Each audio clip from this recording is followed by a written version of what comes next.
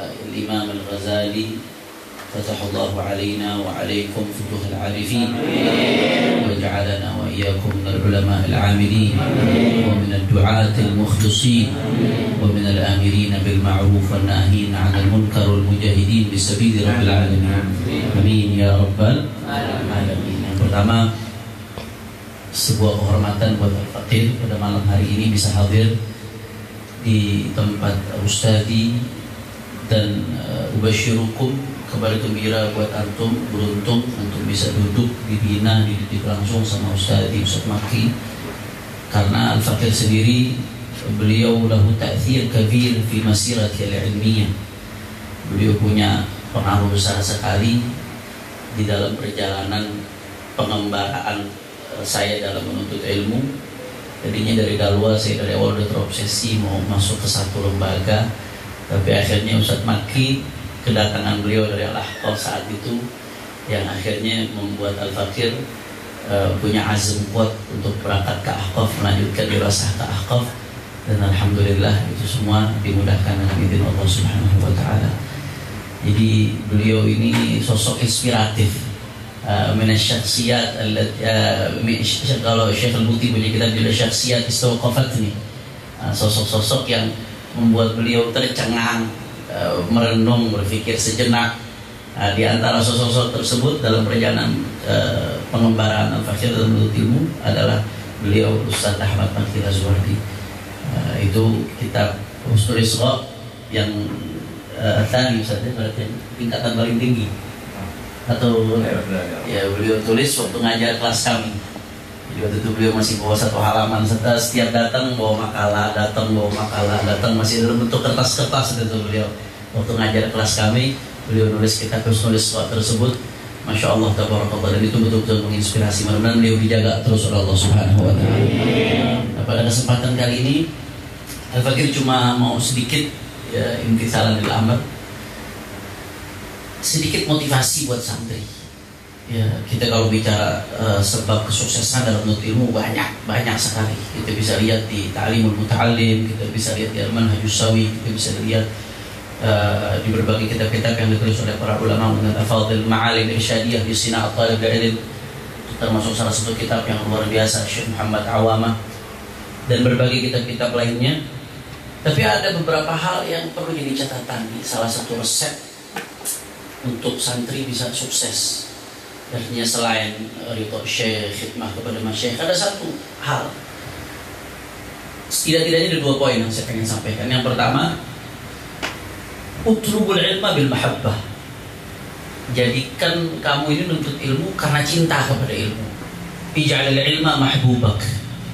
Jadikan ilmu kecintaan. Karena orang kalau sudah pakai mahabbah, al-mahabbah tuqarribul ba'id. Mahabbah itu membuat yang jauh jadi dekat. Al-muhabbah tuyassirul asir. Rasa cinta itu membuat yang sulit jadi mudah. Cinta itu membuat yang membosankan menjadi menyenangkan. Maka kalau santri udah nuntut ilmunya atas dasar cinta kepada ilmu, wah, nuntut ilmu itu bukan jadi hal yang melelahkan, bukan jadi hal yang membosankan, bukan jadi momok yang menakutkan, tapi justru akan menjadi hal yang seorang muhib gak akan pernah mau jauh dari mahbubnya. Seorang pecinta gak akan pernah mau jauh dari yang dicintai. Bayangin kalau yang kita cintai itu adalah ilmu, maka santri gak akan pernah mau jauh dari yang namanya ilmu. Kenapa sih? Kadang-kadang siswa melihat matematika sulit, fisika sulit, kimia sulit, atau santri kadang-kadang melihat nahu, sorof sulit, menyeramkan. Naik dikit ke atas ngelihat usul fikih sama mantek sulit, serem. Kenapa? Karena ngelihatnya nggak pakai mata mahabbah. Kalau pakai mata mahabbah lain cerita. Dan ini yang dilakukan oleh para ulama, sehingga wasalu ila ma wasalu, sehingga mereka bisa sampai kepada titik yang mereka sampai. Aneh kasih contoh satu. Ada seorang ulama namanya At-Tilmisani yang ada Takhrijul Furu' ala Usul. Itu dulu muqarrar kita ketika di Al-Ahqaf ada namanya dirasat usuliyah. Setelah selesai Riyatul Usul ada 4 dirasat usuliyah. Di antaranya belajar Takhrijul Furu' ala Usul, Imam At-Tilmisani. Ketika itu Tilmisani ini seorang masih kecil, mungkin umur beberapa tahun, entah 8 tahun, intinya masih kecil. Tilmisani hadir di salah satu majelis ulama besar di zamannya. Ulama besarnya lagi ngajar tafsir. Begitu ulamanya lagi ngajar tafsir, Akhirnya selesai ulama itu ngajar. Kebetulan materinya saat itu yang disampaikan tentang ayat-ayat yang berkaitan dengan jannah, tentang surga, nikmat surga. Tajri min tahtiha al-anhar, fiha 'ainun jariyah, fiha sururun marfu'ah wa akwabun mawdu'ah wa namarukum masfuufah wa zarabiyyu mabthutha ila akhir ayat. Ayat-ayat yang berkaitan dengan surga, ini Syekh sedang menjelaskan ayat-ayat tersebut. Singkat cerita, begitu selesai Syekh menjelaskan, Tilmisani yang masih kecil nanya, "Wahai Syekh, saya mau nanya." Ada nanya pertanyaan apa? "Wahai Syekh," ini pertanyaan anak kecil, takhayal, pertanyaan anak kecil nanya ke ulama besar. Apa pertanyaannya Syekh? Saya pengen nanya, hal fil jannati majalisul ilm? Di surga nanti ada pengajian, ada majelis ilmu nggak? Kalau bahasanya santri di surga kan ada halaqah kan? Di surga ada kelas nggak tuh? Yang kita sekarang di dunia mesti dibangunin dulu, mesti dipaksa dulu, mesti diabsen dulu buat hadir. Anak kecil ini nanyanya lain. Dia nggak nanya soal bidadari, dia nggak nanya soal makanan, dia nggak nanya soal kenikmatan surga. Yang lain yang ditanya, di surga ada majelis ilmu apa enggak? Kata Syekhnya, "Na'am fiha ma tashtahil anfus," sesuai dengan yang di hadits. Surga itu apa yang ente kepengen ada. Itu mau majelis ilmu ada di surga. Apa jawaban dari anak tersebut? Jawaban dari anak kecil yang di luar ekspektasi. Kata anak tadi, "Lau qulta la qultu la ladzata fiha." Andai kata Syekh kau mengatakan di surga enggak ada taklim, enggak ada majelis ilmu, enggak ada halaqatul ilm, aku akan mengatakan surga itu enggak enak. Bayangin, sampai dia mengatakan surga enggak enak. Sallallahu alaihi wasallam. Kenapa saking cintanya sama ilmu? Dari kecil menuntut ilmu udah karena cinta, akhirnya sara masar, jadilah seorang besar. Tilmisani, ulama mazhab Hanafi yang kitabnya sampai sekarang dipakai di berbagai universitas Timur Tengah, dirujuk oleh para bahithin, para peneliti-peneliti yang nulis di bidang ilmu usul fikih, khususnya takhrijul furu' al-usul. Kenapa awalnya dia bisa sukses? Karena menuntut ilmunya dengan cinta. Utlubul ilma bil mahabbah. Kalau udah dengan cinta luar biasa. Luar biasa. Yang sulit bakal mudah, yang membosankan bakal menyenangkan, yang bikin bete bakal nikmat. Itu kalau udah pakai cinta. Maka kita bisa cinta kalau tahu kadar apa yang sedang kita perjuangkan. Kalau kita tahu kadarnya ilmu yang sedang kita perjuangkan, seharusnya tumbuh cinta di situ. Idza arafta 'azamata hadzal ilm, kalau kamu tahu betapa agungnya ilmu ini, betapa besarnya pahala yang didapatkan dari ilmu ini, kalau kamu tahu ilmu ini arahnya kemana, nanti pengen bawa kamu ke surga, man salaka tariqan yaltamisu fihi ilman sahalallahu lahu tariqan ilal jannah. Harusnya kalau kamu tahu arahnya ilmu ke sini, nggak ada alasan buat nggak cinta ilmu. Apalagi kalau kita melihat bagaimana kemuliaan para ulama yang ada di dalam hadis-hadisnya Rasulullah, yang ada dalam ayat, yang ada dalam aqwal ulama, nggak ada alasan buat nggak jatuh cinta sama ilmu. Jadi ulama-ulama dulu tuh bisa sukses karena awalnya thalabul ilmi bil mahabbah. Alaika an taj'al al-ilma mahbubah. Jadikan ilmu itu kecintaanmu. Yang lain tinggalin dulu. Masa menuntut ilmu, masa nyantri, kecintaanmu ilmu.